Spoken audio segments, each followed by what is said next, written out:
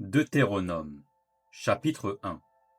Voici les paroles que Moïse adressa à tout Israël, de l'autre côté du Jourdain, dans le désert, dans la plaine vis-à-vis de Suph, entre Paran, Tophel, Laban, Hatséroth et Dizahab. Il y a 11 journées depuis Horeb, par le chemin de la montagne de Séhir, jusqu'à Kadès Barnéa. Dans la 40e année, au 11e mois, le premier du mois, Moïse parla aux enfants d'Israël selon tout ce que l'Éternel lui avait ordonné de leur dire. C'était après qu'ils eurent battu Sihon, roi des Amoréens, qui habitait à Hesbon, et Og, roi de Basan, qui habitait à Ashtaroth et à Édréi.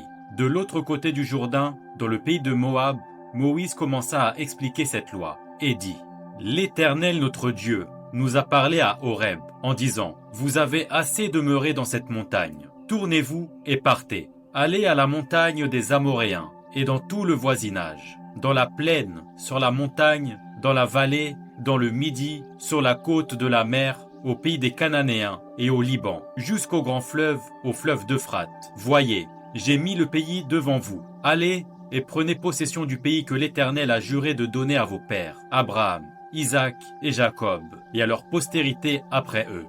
Dans ce temps-là, je vous dis, je ne puis pas, à moi seul, vous porter. L'Éternel, votre Dieu, vous a multiplié, et vous êtes aujourd'hui aussi nombreux que les étoiles du ciel. Que l'Éternel, le Dieu de vos pères, vous augmente 1000 fois autant, et qu'il vous bénisse comme il vous l'a promis. Comment porterai-je à moi seul votre charge, votre fardeau et vos contestations? Prenez dans vos tribus des hommes sages, intelligents et connus, et je les mettrai à votre tête. Vous me répondîtes en disant « Ce que tu proposes de faire est une bonne chose. » Je pris alors les chefs de vos tribus, des hommes sages et connus, et je les mis à votre tête comme chefs de 1000, chefs de 100, chefs de 50 et chefs de 10, et comme ayant autorité dans vos tribus. Je donnai dans le même temps cet ordre à vos juges. Écoutez vos frères et jugez selon la justice les différends de chacun avec son frère ou avec l'étranger. Vous n'aurez point égard à l'apparence des personnes dans vos jugements. Vous écouterez le petit comme le grand. Vous ne craindrez aucun homme, car c'est Dieu qui rend la justice. Et lorsque vous trouverez une cause trop difficile, vous la porterez devant moi, pour que je l'entende. C'est ainsi que je vous prescrivis, dans ce temps-là, tout ce que vous aviez à faire.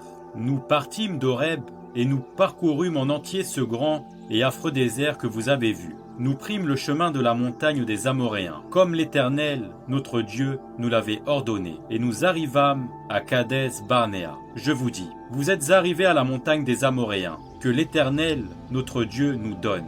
Vois l'Éternel, ton Dieu, mets le pays devant toi, monte, prends-en possession, comme te l'a dit l'Éternel, le Dieu de tes pères. Ne crains point et ne t'effraie point. Vous vous approchâtes tous de moi, et vous dites, envoyons des hommes devant nous, pour explorer le pays, et pour nous faire un rapport sur le chemin par lequel nous y monterons, et sur les villes où nous arriverons.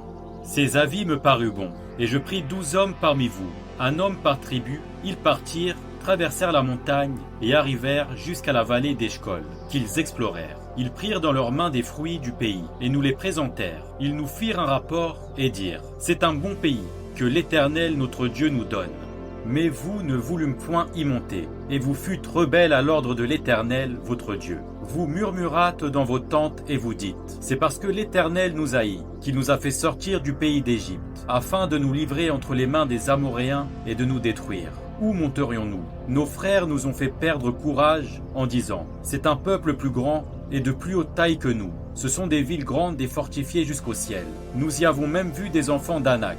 Je vous dis, ne vous épouvantez pas et n'ayez pas peur d'eux. L'Éternel, votre Dieu qui marche devant vous, combattra lui-même pour vous, selon tout ce qu'il a fait pour vous sous vos yeux en Égypte. Puis au désert, où tu as vu que l'Éternel, ton Dieu, t'a porté comme un homme porte son fils, pendant toute la route que vous avez faite jusqu'à votre arrivée en ce lieu.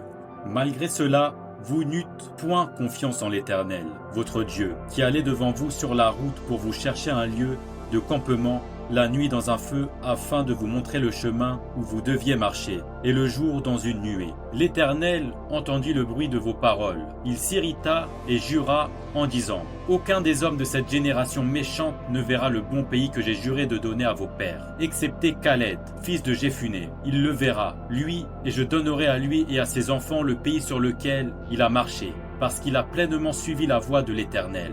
l'Éternel s'irrita aussi contre moi à cause de vous, et il dit, toi non plus, tu n'y entreras point. Josué, fils de Nun, ton serviteur, y entrera. Fortifie-le, car c'est lui qui mettra Israël en possession de ce pays. Et vos petits-enfants, dont vous avez dit, ils deviendront une proie, et vos fils, qui ne connaissent aujourd'hui ni le bien ni le mal, ce sont eux qui y entreront. C'est à eux que je le donnerai, et ce sont eux qui le posséderont. Mais vous, tournez-vous, et partez dans le désert, dans la direction de la mer Rouge. Vous répondîtes en me disant, nous avons péché contre l'Éternel. Nous monterons et nous combattrons, comme l'Éternel, notre Dieu, nous l'a ordonné. Et vous ceignîtes chacun vos armes, et vous fîtes le projet téméraire de monter à la montagne. L'Éternel me dit, dis-leur, ne montez pas et ne combattez pas, car je ne suis pas au milieu de vous. Ne vous faites pas battre par vos ennemis. Je vous parlais, mais vous n'écoutâtes point. Vous fûtes rebelles à l'ordre de l'Éternel, et vous montâtes audacieusement à la montagne. Alors les Amoréens qui habitent cette montagne sortirent à votre rencontre et vous poursuivirent comme font les abeilles. Ils vous battirent en Séhir jusqu'à Horma. À votre retour, vous pleurâtes devant l'Éternel. Mais l'Éternel n'écouta point votre voix et ne vous prêta point l'oreille. Vous restâtes à Kadès, où le temps que vous y avez passé fut de longue durée.